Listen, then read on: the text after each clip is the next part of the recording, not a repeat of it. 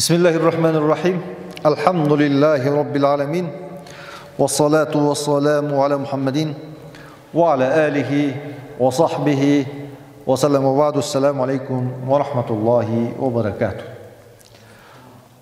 Hurmatlı cemaat, Allah Taalam bugünkü dualarınızdardı, bugünkü жақсы қалау тілектеріңіздерді Құдай Тағалам қабыл болсын. Келген қадамыңыздарға Құдай Тағалам еселеп, жақсы сауаптарын берген болсын. Бүгін біз Құдай бұйырса сіздерменен Қырғызстанда емес, аламдағы бір чоң көйгөй турасында кеп қылып, ошол көйгөйді кантип көйгөйдөн чыгуу жолдорун талкууламакчыбыз. Азыраак убакыт болсо дагы. Дүйнөдөгү алымдар, психологдор, dini alımlar olsun, жаратылыш билим менен билген алымдар болсун, ар бирини чоң көйгөйгө салган бир проблема бар. Ал стресс деген проблема, ал депрессия деген проблема, ал жүрөктөгү кайгы деген бир чоң проблема бар. Ар бир адам баласынын башына эмнелер гана келбейт. Кээде монтип жадырап, жайнап, татнакай жүрүп эле, анан башыбызга бир сыноо келип калат. Адам кыйналат, өзүн жоготот, байыры күчүн жоготот, байыркы кубатын жоготот, анан стресске түшөт, анан депрессияга түшөт. Ушинтип адам кээде баласына Кудай Таалам кимдир бирөөнү байлык менен, кимдир бирөөнү байлык берип, кимдир бирөөнүн байлыгын алып коюп, бирөөгө бала берип, бирөөсүнүн баласын алып коюп, Кудай Таалам сынайт. Сыноо жашоо. Кээде мындай сыртынан көрөбүз да, мындай бай, колунда бардар адамдарды көрүп, ошол адамда бир проблема жок болсо керек деп ойлойбуз да. Бирок сүйлөшө келсеңиз, анын проблемасы сиздики менен меникине караганда 10 эсе, 1000 эсе чоң проблемасы бар экенин байкайсыз да. Кээде жадырап, жайнап, күлүп жүргөн адамдарды көрөсүз. Ойлойсуз, ушул адамда проблема жок болсо керек деп ойлойсуз. Сүйлөшө келсеңиз, чоң проблема келип чыккан болот да. Мен ойлойм, могул жерде отурган адамдардын ар биринде проблема бар. Азыр мындай дидарлашып, сүйлөшүп олтурсак, өзүнчө ар бириники кызыктуу кызыл китепке айланат да. Кызыктуу тарыхка, кызыктуу китепке айланат. Анткени сыноо жашоо. Кудай Таалам ушинтип ар кимге сыноо берип турат экен. Анан кээ бирөөлөр мусулман адам стресс болбойт, анан кийин мусулман адам депрессия болбойт дейт. Ал болбогон сөз. Мусулман адам дагы стресске кабылып калышы мүмкүн. Мусулман адам дагы депрессияга түшүп калышы мүмкүн. Бирок мусулман адам ошонун чыгуунун жолдоруна, оңой чыгып кетүүнүн жолдорун билиши ыктымал. Стресс иммундук системаны өлтүрөт. Адам стресске түшкөндө, адам жакынын жоготкондо, акчасын жоготкондо, банкрот болгондо иммундук система жаракаттанат да. Байкы ак клеткалар, иммундук система өлгөндө, иммунитет түшүп кеткенде, канда жүгүргөн байкы ак клеткалардын жашоосуна тоскоол болот. Ошол ак клеткалар өлгөндө, иммунитет түшүп кеткенде, стресс күчөйт. Кайрада күчөгөндөн баштайт. Адам стресске түшкөндө оорулар козголот. Анча-мынча слабый жерлердеги оорулар козгойт, эски оорулар козгойт. Адам ооруп баштаганда, баягы слабый мүчөлөр ооруп баштаганда адам антибиотик дарыларды иче баштайт. Дарылар иммунитетти түшүрөт. Иммунитет түшкөн сайын адам күчсүздөнөт, алсызданат, стресске чөккөндөн чөгүп, депрессияга киргенден кирип кете берет. Стресске чөккөн адамга эч нерсе жакпай калат. Көпчүлүк жакпай калат. Сүйлөшкөн жакпай калат. Жалгыздыкты каалап калат. Уйкусу келет, жер тартат, жаткысы келет кимдир бирөөлөр. Стресске түшкөн адамда кээде уйку качат. Кээ бирөөлөр жер тартат, уюктайт, уйкусу эле келет, уйкусу эле жумуш кылбай, жалкоолуктат, уйкусу келет. Кээ бирөөлөр тескерисинче уйку качат, түнү менен уктай албайт, күндүз уктай албайт. Стресс деген ушундай жаман нерсе. Стресске түшкөн адам тез ачуулана баштайт. Жакыны жакпай баштайт, аялы жакпай баштайт, балдары жакпай баштайт, бир тууганы, ата-энеси эч кимди көзгө илбей баштайт. Тез ачууланып, тез кыжырланып, адам көзүн жоголткондо акырын ушул нерселер тепкичтен тепкичке, тепкичтен тепкичке, тепкичтен тепкичке адам ушинтип күчөйө баштайт стресске түшкөндө. Анан барып адам өзүнө өзү кол салышы дагы толук ыктымал.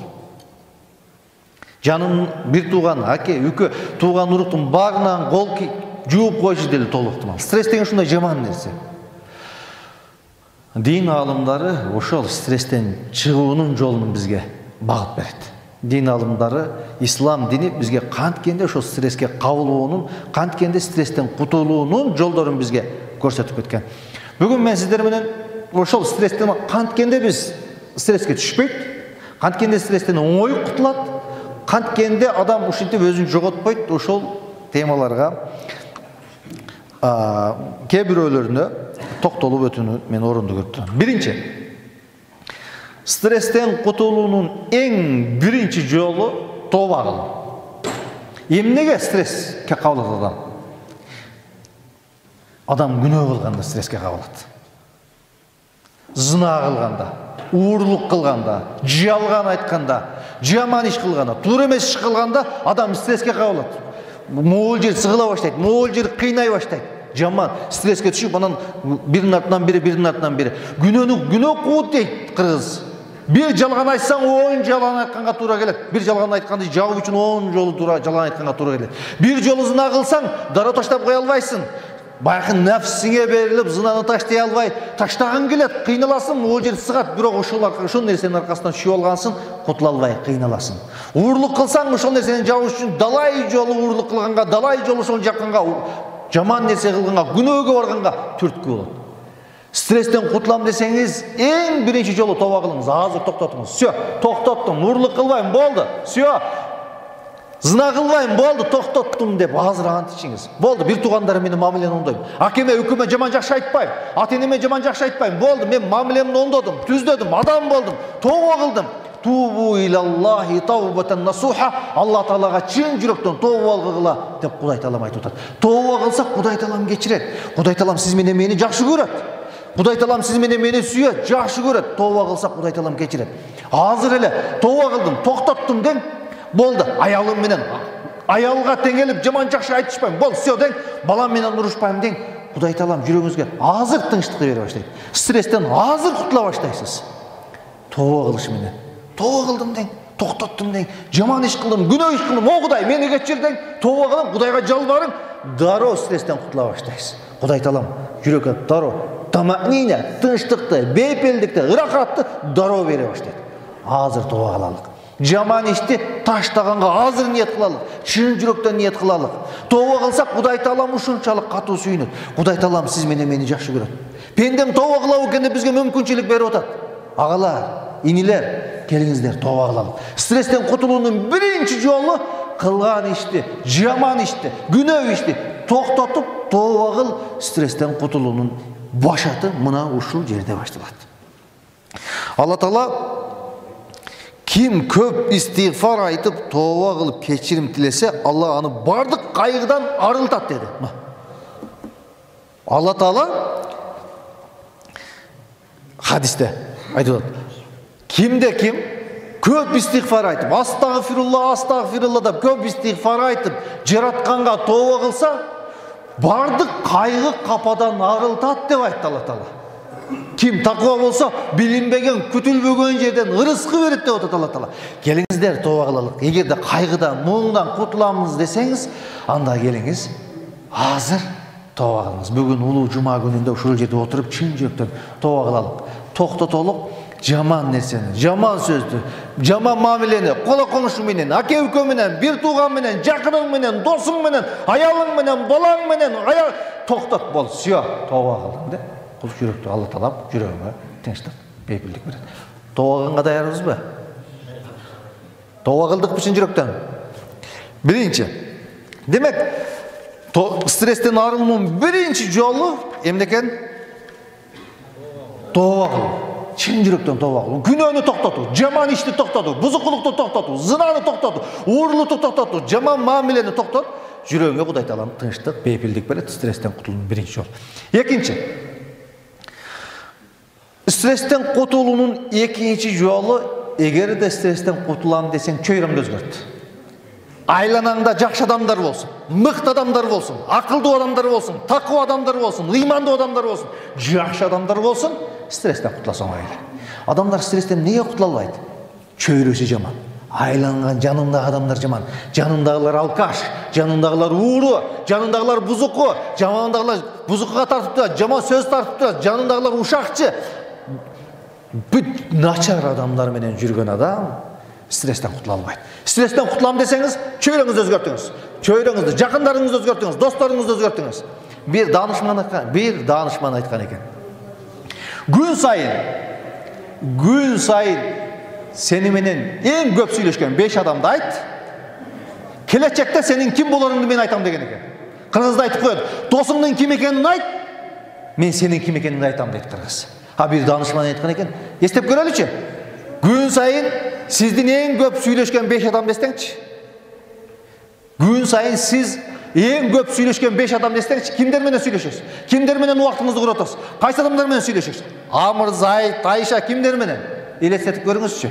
Эгерде gün sayın 5 ыймандуу адам менен дос болсоңуз, 6-чы ыймандуу адам сиз болосуз. Эгерде gün sayın 4 такуу адам менен дос болсоңуз, 5-чи такуу адам сиз болосуз. Эгерде 3 астына максат койгон ийгиликтүү, акылдуу адамдар менен дос болсоңуз, 4-чү акылдуу, ыймандуу, такуу адам сиз болосуз. Эгерде gün sayın 2 акмак менен дос болсоңуз, 3-чү акмак сиз болосуз.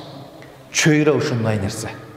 Пайгамбарыбыз саллаллаху алейхи вассалам Кутту хадисинде карасаңыз, данышман ушунчалык хадисте берилген да. Жаман чөйрө, жакшы чөйрөнү пайгамбарыбыз, жакшы чөйрөнү атыр саткан адамга, жаман чөйрөнү темир көрүкчү, темир менен иш кылган адамга окшотtu. Атыр саткан адамдын жанына барсаңыз, жок дегенде жыттап отурасыз. Атырын сатып аласыз. Аяк бияк өткөндө кийимиңизге байкы жипар-жит өзүнөн өзү эмне болуп калышы мүмкүн? Тийип кетиши мүмкүн. Жок эле дегенде жипар-жит жыттап жыргап отурасыз да. Пайдасы бар. Жаман байкы темирчинин жанына барсаңыз, темирди отко кызытып туруп, коюп туруп, темирди бир урганда, таң дегенде учуп, жок дегенде учкуну келип башыңызга тиет, жок дегенде кийимиңизге түйгүзөт, жок эле дегенде темирчинин байкы сасык жытыны жыттап отурасыз да. Пайгамбар саллаллаху алейхи вассалам жакшы чөйрө менен жаман чөйрөнү ушундай темирчи менен атырча окшотtu. Жаныңызда акылдуу адамдар менен дос болуңуз, ыймандуу адамдар менен дос болуңуз, такуу адамдар менен дос болуңуз, жакшы адамдар менен дос болуңуз, сизге караганда акылдуураак адамдар менен дос болуңуз, алдында максат койгон адамдар менен дос болуңуз. Ыймандуу адамдар менен дос болсоңуз, стресстен кутуласыз. Кээ бир адамдар бар, пессимист адамдар бар. Ар дайым негатив сүйлөгөн адамдар бар. Өзүнө өзү жакпайт, аялы жакпайт, баласы жакпайт, акеси жакпайт, мамлекет жакпайт, үкөсү жакпайт, эч ким жакпайт. Ким жакшы? Өзү жакшы, эч ким жакпаган пессимисттер бар. Ар дайым негатив ой жүгүрткөн адамдар бар. Моолор менен жүрсөңүз, өлгөндүн үстүнө gömгөн стресстен өлүп чыга албайсыз. Чөйрөңүздү өзгөртүңүз. Позитивдүү ой жүгүрткөн адамдар менен дос болуңуз. Жакшы ой жүгүрткөн адамдар менен дос болуңуз. Алла Таала хадис кудсийде айтып атат: "Мен пендемдин оюндагыдаймын. Ана инда зонни абди." Мен пендемдин оюндагыдаймын деди хадис кудсийде. Кудай Таала жөнүндө биз кандай ойлосок, Кудай Таала ошону берет бизге. Жакшы болот десек, жакшыны берет, жаман десек, жаманды берет. Мына адам балдарым жакында оңолот, ыймандуу болот, өнүгөбүз, өсөбүз десек, өнүгүү өсүүнү берет. Өнүкпөйбүз, өспөйбүз десеңиз, өнүкпөйт, өспөйсүз. Хадис кудсийде берип атат. Буну баягы американисттер, баягы европеисттер айтып коет. Жакшы ойло, жакшы нерсени кыялдан жаратылыш берет деп коет. Ал жаратылыш бербейт, аны Кудай берет. Хадис кудсийде айтып атат: "Мен пендемдин оюндагыдаймын. Эмнени ойлосоң, мен жөнүндө эмнени ойлосоң ошону берем" дейт. Ооруп атасыңбы? Кудай шифа берет десең, Кудай шифа берет. Шифа бербей калды го, айыкпай калдың го десең, айыкпайсың. Эмнени ойлосоң, Кудай Таала ошол нерсени берет. Ошондуктан жакшы ой жүгүрткөн, жакшы максат койгон, алдына максаты бар, акылдуу, данышман, татынакай адамдар менен дос болсоңуз, ошондо стресстен кутуласыз. Ошондо стресстен оңой чыгасыз. Стресстен кутулуунун биринчи жолу эмне экен? Биринчи жолу тооба кылуу, чын жүрөктөн тооба кылуу. Токтот, күнөөнү токтотсаң стресстен кутуласың. Экинчи жолу чөйрөнү өзгөртүү, айлананы өзгөртүү, досторду өзгөртүү, аке-укелерди өзгөртүү. Кээ бир туугандарыбыз 3 күнгө дааватка чыгып келгенден кийин 100% өзгөрөт. Билесиздерби? Баягы көң жолдо келдир ичип алып жүргөн адам дааватка чыгып келгенден 100% өзгөрөт. Эмнеге? Чөйрө 3 күн бою мечитте, бейиште жашагандай намаз, ибадат, дуа менен жүрдү да, чөйрө өзгөрдү да, келгенден кийин кайра 3 күндөн кийин карасаңыз да кышыйып калган болот. Деп кышыйып калган болот. Эмнеге? Чөйрө байка алкаш досторунун жанына келди да, жаман чөйрөгө келди да, жаман досторунун жанына келди да. Чөйрө адамды оңдойт, же чөйрө адамды бузат. Пайгамбар айтат: "Ал-мар'у" адам баласы досунун дининде болот деген. Досуң жакшы адам болсун, досуң диндар адам болсун, досуң ыймандуу адам болсун, досуң такыва адам болсун. Такыва болгонуңда, ыймандуу болгонуңда өсүп атканыңды өзүң байкабай каласың. Чөйрөңдү өзгөрт, стресстен кутуласың. Үчүнчү, ар дайым позитивдүү ой жүгүрт. Эгер стресстен кутулам десең, ар дайым позитивдүү ой жүгүрт, жакшы ой жүгүрт, жаман ойлобо. Иннамал а'малу бинният. Бардык нерсе ниетке жараша болот деп атат пайгамбар саллаллаху алейхи вассалам. Ва ликулли имриин ма нава. Ар бир адамдын кылган ниети болот деп атат. Ана инда занни абди. Мен пендемдин оюндагыдаймын деп атат Алла Таала. Позитивдүү ойлон. Жакшы ой жүгүрт. Жакшы болот деп кыялдан. Кудай Таала берет деп ишен. Позитивдүү ой жүгүрт. Адамдар эки түргө бөлүнөт экен. Гүл издеген адамдар болот экен, тезек издеген адамдар болот экен. Пессимист адамдар болот, тезек издеген адамдар. Тоонун башы толтура гүл турса, кээ бир адамдар бар эмнеге конот? Тезекке конот. Жумурткадан кыр издейт. Ар дайым сын пикир айтат. Эч жакшы жагыңды көрбөйт. Сын пикир аялынын кемчилигин айтат. Аялынын кемчилигинен сен мындайсың, акмаксың, көкмексиң, таза эмессиң. Аялдын күндө бар эзе берет, кемчилигин айта берет. Пессимист да пессимист. Жакшы ой жок. Булар тезек издеген адамдар болот экен. Экинчи тараптагылар, экинчи типтеги адамдар гүл издеген адамдар болот. Ар дайым жакшы жагын издейт. Ар бирибизде жакшы жагыбыз бар. Жакшы жагын көрө албесек болот. Жакшы жагын издейт тапсак болот. Ар бир адамдын жакшы жагы бар, кемчилиги бар. Жакшы адам деген сөз жаман күнөө кылбайт деген сөз эмес. Жакшы адам деген сөз күнөөсүнө караганда жакшылыгы көбүрөөк деген сөз. Жаман адам деген сөз жакшылыгы жок деген сөз эмес. Жаман адам деген сөз жакшылыгына караганда жамандыгы көбүрөөк деген сөз. Ибадатына караганда күнөөсү көбүрөөк деген сөз. Жакшы адам деген сөз күнөөсү жок адам деген эмес. Ар бирибиз күнөөкөрбүз, күнөөсү бар адам. Бирок күнөөсүнө караганда ибадаты жакшылыгы көбүрөөк адам деген сөз. Ошондуктан келиңиздер оптимист бололук. Келиңиздер позитивдүү ой жүгүртөлүк. Бири-бирибиздин жакшы жагыбызды көрө билелик. Бири-бирибизди мактай билелик. Мыктыны мыкты дей билелик. Азаматты азамат дей билелик. Кыйынды кыйын дей билелик.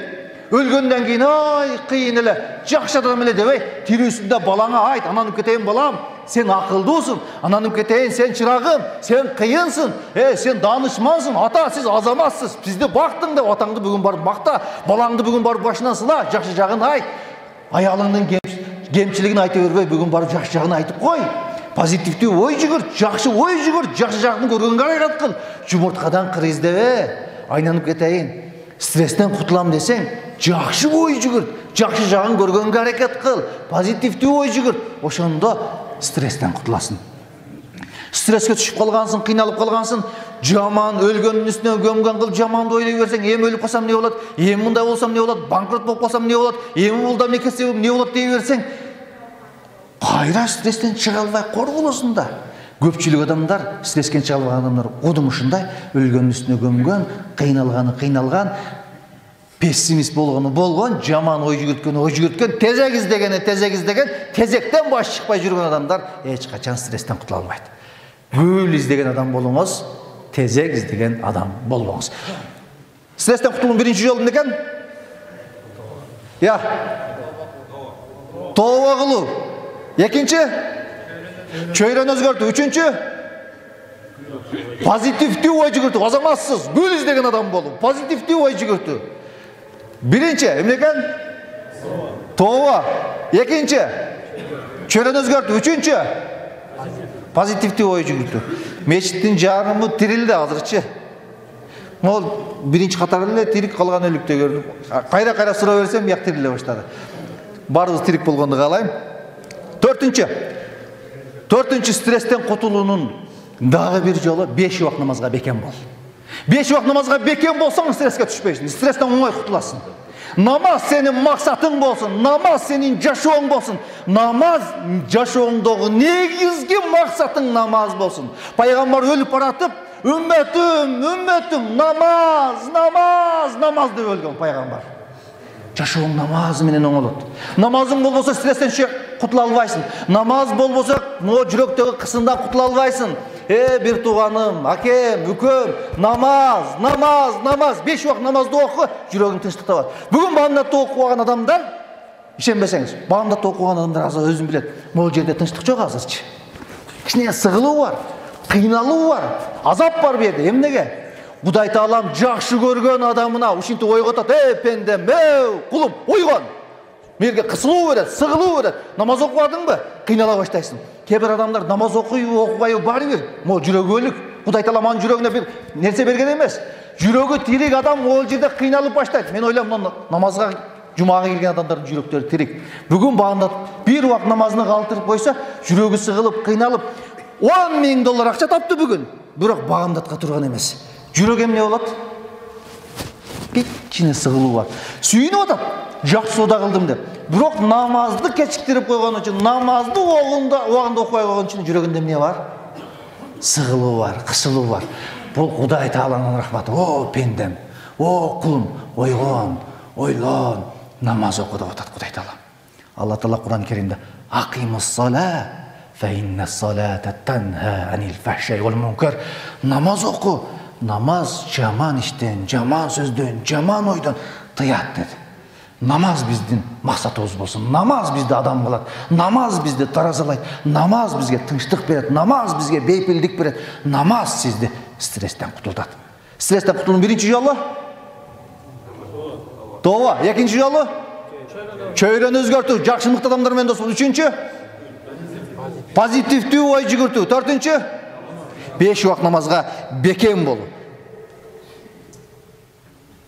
Бешинчи Алла Таала Кур'ан Керимдеги эң биринчи түшүргөн аят оку деп түшүрдү. Икра, оку деди. Биринчи түшкөн аят оку деди. Китеп окусаң стресстен кутуласың. Китеп окусаң өнүгөсүң. Китеп окусаң озосуң. Китеп окусаң алдыга жыласың. Китеп окусаң ийгиликтүү адам болосуң. Китеп окуган эл озот. Окубаган эл тозот дейт кыргыз. Окусак өсөбүз, окусак өнүгөбүз, окусак алдыга жылабыз, окусак артка кетебиз. Китеп окуң стресстен кутуласыз. Китеп окуң башка бир окуяга, башка бир жака киресиз. Китеп окуунун башында Кур'ан Керим туруш керек. Күндө жарым саат болсо Кур'ан оку. Окуй албасаң Кур'ан ук. Жарым саат баамдаттан кийин Кур'ан оку. Кур'ан ук. Жүрөгүңдөгү стресстен кутуласың, жүрөгүңдөгү кыйынчылыктан кутуласың. Китеп окубасак өнүкпөйбүз, өспөйбүз. Өнүгүүнүн бир эле жолу оку деген пайгамбар. 5 жолу пайгамбарды Жебирейил 5 жолу жүрөгүн кыса бүт кабыргасына киргизип кыса 5 жолу кысты. Оку деди. Пайгамбар окуганды билбейм деди. Оку деди. Пайгамбар окуганды билбейм деди. Оку деп 5 жолу кысты. 5-инчисинде икра бисми роббикаллази халак, жаратуучу Роббиңдин аты менен оку деди. Бул деген не деген сөз билесиздерби? Пайгамбардын, Мухаммедтин үммөтү китеп оку деген сөз. Мухаммед пайгамбардын үммөтү китеп оку, өнүгөсүн, өсөсүн, стресстен кутуласың. Кур'аныңды оку, китебиңди оку деген сөз. 6-чы стресстен кутулуунун 6-чы жолу зикир кылуу. Кудай Таалага жалбаруу, зикир кылуу. Ала бедикриллахи татмаиннул кулуб. Бул мыйзам. Жашоо мыйзамы ушундай. Алла Таала айтып атат. Зикир менен жүрөктөр тынчтык табат деп Кур'ан Керимде айтып атат. Зикир кылсак, Кудайды эстесек, жүрөгүбүз тынчтык табат, рахат табат, бейпилдик табат. Стресстен кутулам десең, İstiğfar ayt. Astagfirullah, subhanallah, alhamdulillah, Allahu akbar. Zikir kıl. 2 minut gözüңdü jumda, şükür kılıp Kuday Taalaga maktоо zikir ayt. Жүрөгүң тынчтанат, кадимкидей рахат, бейпилдик, тынчтык табасың. 7-нчи, жаратканга жалбарып көп дуа кыл. Стресстен кутулуунун 7-нчи жолу дуа кыл. Дуа мусулмандын куралы дейт.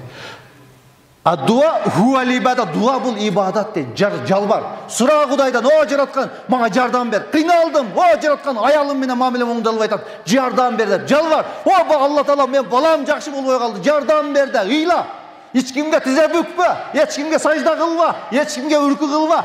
Жаратканга улуу пешенеңди кой да, зикир кыл да, сажда кыл да, ыйла, жалбар, Кудай берди. Кудай Таала берет. Тооба кыл, Кудай Таалага жалбар, сажда кыл, топуракка, сеждеге, кир жерге жалбар да, Кудайды, о Кудай мени кечир да, о Кудай бер да, Кудай Таала берет, кутуласың. Дуа кылсаң кадимкидей жүрөгүңө тынчтык, бейпилдик орной баштайт. Убакыт бар дамылам? Қанша уақыт бар? Қанша болды сағат? 1,5 болды. Анда biraz чыдайсыздар. Стресстен кутулуунун биринчи жолу. Биринчи жолу тооба кылуу, экинчи жолу.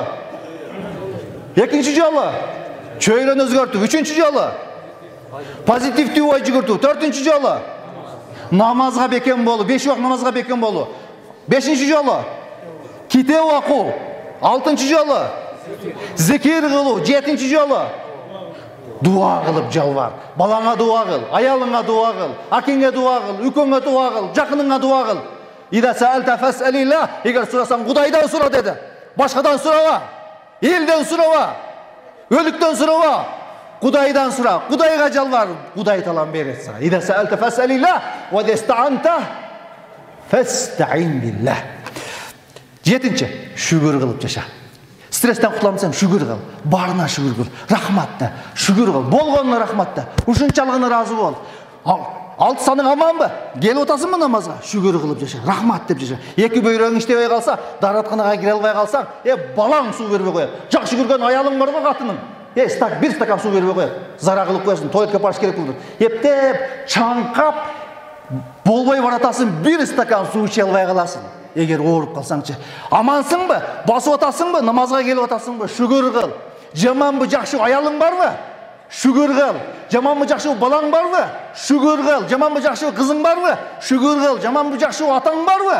Шүгүр кыл. Амансыңбы? Шүгүр кыл. Иттин кепесиндей болсо да үйүң барбы? Шүгүр кыл. Рахмат де. Ушунчалыгына ыраазымын де. Ла ин шакартум ла азиданнакум дейт Алла Таала. Эгер шүгүр кылсаңар, көйтүп берем деди.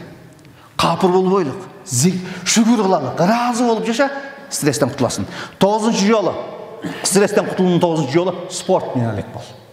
Спорт менен алек бол. Пайгамбар саллаллаху алейхи вассалам балдарды ок атууга, сууда жүзүүгө үйрөт деди. Спорт менен алек бол. Балдарыңды спорт менен алек кыл. Күрөштү үйрөт. Күрөштү үйрөт. Самажлашта өзүнү коргоганды үйрөт. Сууда жүргөндү үйрөт. Чуркаганды үйрөт. Сенин турган басканыңдан үлгү алсын, өзүң да спорт менен алек бол, стресстен оңой кутуласың. Акыркы 10-нчы жолу, стресстен кутулуунун 10-нчы жолу дүнүйө, акча, мал деп жүрө бербей, анча-мынча акчаны сарптап, жаратылышка чык, тоого чык, 2 күн, 3 күн телефонуңду өчүрүп, эс ал, дем ал. Үй бүлөңдү ээрчитип чык, аялыңды ээрчитип чык, балдарыңды ээрчитип чык, айлан, жаратылышка чык, бар экига, чуңкурчакка чык, кырчынга бар, жайлоого бар, эс ал, ат мин, жырга. Кудай Таалам бизге жыргап жаша, эс алып жаша деп бизге мүмкүнчүлүк берди да. Акча, мал деп качанга чейин жүрөбүз? Качанга чейин кору болуп жашайбыз? Эс алганды үйрөнбөйлүкпү? Кичине балдар эс алдырбайлыкпы? Үйүңдө аялыңды камап койгосун чыгарбай качанга чейин жүрө берет? Кичине эске алып чык, тоого алып чык, кичине айландыр, кичине эки жакты көрсүн, акыл өссүн. Умрага бар, Кабага бар. 20 жыл, 30 жыл бизнес кылып, самолетке чыга элек адамдар бар. Алла Таала фасиру фил ард, жер кыдыргыла деди, акыл калча кыла деди. Алла Тааланын жараткан тоолоруна, жаратылышына акыл калча, ой калча, акылыңды иштет, кичине жүр деди Кудай Таалам. Бекер айтпаса керек, жер кыдыр деп. Жер кыдырганда данышмандык бар. Апаңды, атаң сени менен мени чоңойтам деп, атам менен апам 30 жыл, 60 жыл, 40 жыл өмүрүн курат. Жөнөтө жыл адам болот деп ишен. Балаң эси жок болсо, балам эсти болот деп. Ишен позитивдүү, жакшы ой жигит. 4-нчү 5 вакыт намазга бекем бол. Намаз менен сен адамсың. Намазың жок болсо, чала бучак адамсың да. Намазга бек бол. 6-нчы китеп оку, жана оку деп Кудай Таала бекер айтпаса керек. Китеп окуйлук, Куран окуйлук. 7-нчы зикир кылуу, Кудайды эсте, ар дайым Кудайды эсте. Зикир кыла, ала bizikrillah tatmainul qulub. Зикир менен жүрөктөр эс алат деген. Зикир кылсаңыз стресстен кутуласыз. 8-нчы дуа кылуу, жаратканга жалбар. Балдарыңа дуа кыл, үй бүлөңө дуа кыл, аялыңа дуа кыл, аке-экеңе дуа кыл, мамлекетке, элибизге, журтубузга дуа кыл. 9-нчы спорт менен алек бол, балдарды спорт менен алек кыл. Чурка, бамыттан кийин турка, чурка, күрөштүр, балдарды спорт менен алек кылалык. 10-нчы эс ал, саякатка чык, тоого чык, умрага бар, ата-энеңди умрага жөнөт, жакыныңды умрага жөнөт. Ушуларды кылсак, Кудай буйруса, стресстен жеңил кутулабыз. Стресске түшпөйбүз дагы, түшүп калган болсоңуз, оңой жолдон кутулабыз дейм. Алла Таала барыбызды стресстен сактаган болсун, Кудай Таалам барыбызга ийгиликти, жакшылыкты берген болгон болсун. Алла Таалам ушул бүгүн жума күнүнүн урматына, ушул айтылган жакшы сөздөрдүн урматына Кудай Таалам ушул элибизге, жерибизге кызмат кылып жүргөн Кимсан Баяжы кече бул дүйнө менен кош айтышты. Кудай Таалам өз рахматына алган болсун.